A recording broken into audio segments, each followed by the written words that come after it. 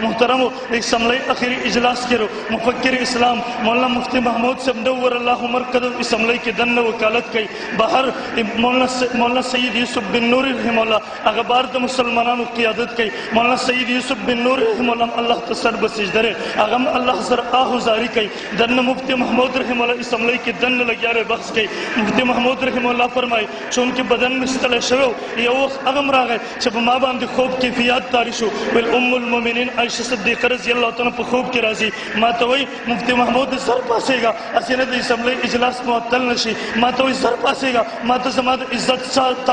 صادر را بسر کا مفتی محمود رحمہ اللہ فرمائے کلچر بیدار شم بدن باندھ میری یری کیفیات ہو ویل کلچ اگر دوبارہ کلچ اگر بیدار شم ویل مارک قادیانی کتاب را واغستو اگر ٹول اسمبلی ارکان میں مخاطب کرا مارتی تاسو دا دجال کذاب نبی منی ما تویل نانا منگے نبی نمالو ویل مارتی ویلا چھ دیکھو تاسو تا کنزلی کئی دیکھو اس وقت چمان نبی نمالی اگر کنجرو خزو اولاد دے اگر زناکارو خزو اولاد دے مفتی محمود رحمہ اللہ فرمائی اسمبلی اجلاسم تر اگر وقت پوری ختم دو تا پرین خورو تر سو پوری چم دغت دجال او کذاب دغ اسمبلی نا کافر اقلیت منظور کرے رو مفتی محمود رحمہ اللہ فرمائی اسمبلی تشکل رالما ظلب میں خباو پریشان بو ماوی التم قال اللہ قال الرسول ویلا امام اعظم ابو حنیفہ رحمہ اللہ دا فرمائی امام شافعی دا فرمائی امام مالک رحمہ اللہ دا فرمائی امام احمد ابن حنبل رحمہ اللہ دا فرمائی دل تجرالو زندہ باد مرداباد چگے لگو ویل ہمیشہ میں پسل کی سوچ و سودا بوا ویل کلچر قادیانین دغا ملون کافر اقلیت منظور شو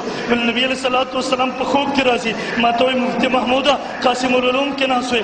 قال اللہ قال الرسول ویل وزماد عزت دفاع ننچ اسمبلی تراغ لیتا وکڑا مفتی صاحب رحمہ اللہ فرمائی کہ دین پس مثل مطمئن شو بارے محترمو ختم نبوت عقیدی دفاع زمون اکابرینو پخپل وینو سر کڑی دا زمون اکابرینو خپل بیبیانی اگر کنڈی کڑی خپل بچی یتیمان کڑی خپل بچو جنازی پریخے اگوی پا جیلنو کیو دا پلار جنازی بہر حاضر وے اور ختم نبوت دا عقیدی حفاظت کڑی زمان ستار اکابر جون او زندگی زمان ستار اکابرین علماء دیوبند جون اگر زمان ستار پر سبق دے چمونگم انشاءاللہ العزیز دا دغز زندیق قادیانی ملعون اور در پیروکارانو خلاف دخپل اکابرینو پا نقص قدم بزو اور دا ختم نبوت دا عقیدی دفاع بکو بکنا انشاءاللہ اللہ کی عمل کو توفیق راکی واخر دعوانا